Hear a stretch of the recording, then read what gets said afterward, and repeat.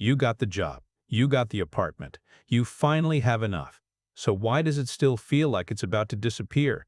Here's what nobody tells you about growing up without money. The poverty might end, but the psychology it leaves behind, that part doesn't just go away when the bank account changes.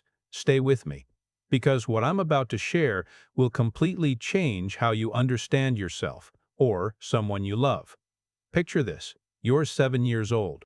Dinner depends on whether your parent got paid today. Sometimes they did, sometimes they didn't.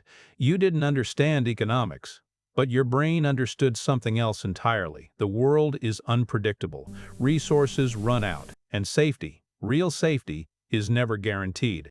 Researchers at Princeton found that scarcity doesn't just affect your wallet, it physically occupies your mental bandwidth.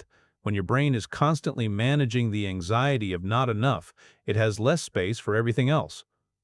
Planning, focus, emotional regulation. It's not a character flaw. It's cognitive load. And the brain that learned to survive scarcity, it keeps those settings long after the scarcity is gone. You'd think that financial security would feel like relief, and sometimes it does, briefly. But for many people who grew up poor, more money just means more to lose. The anxiety doesn't disappear, it upgrades. Now, instead of, will we eat? It becomes, what if this all falls apart? Psychologists call this scarcity mindset, a cognitive pattern where the brain keeps scanning for threats even when threats are gone. Like a soldier who came home from war but still flinches at loud sounds. The war ended. The nervous system didn't get the memo. Here's one that almost nobody talks about.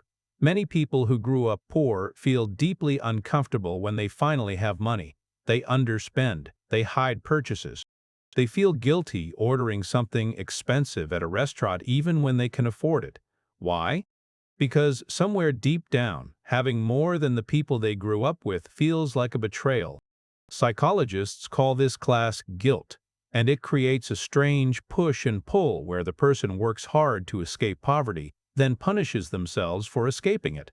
When you grew up in a house where asking for help either didn't work or wasn't safe, you stopped asking. You figured it out yourself, every time, and you got very, very good at it. From the outside, that looks like resilience, and it is, but it also means you struggle to accept help even when you desperately need it. You'd rather quietly fall apart than let someone see you struggling. Because struggle was always something to hide, never something to share. Here's the part that goes deeper than money. When you grow up poor, class becomes part of your identity. How you speak, what you eat, how you carry yourself in a room full of people who had more. And then you change your circumstances. But you don't always change how you see yourself. You walk into a nice restaurant and feel like an imposter. You get promoted and wait for someone to realize they made a mistake. You succeed and immediately wonder when it gets taken away. Psychologists call this imposter syndrome, rooted in class identity.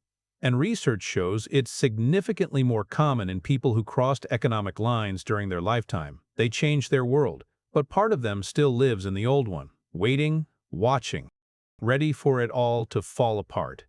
If you grew up without enough, you already know the ending of this video isn't going to fix anything, and I'm not going to pretend it will.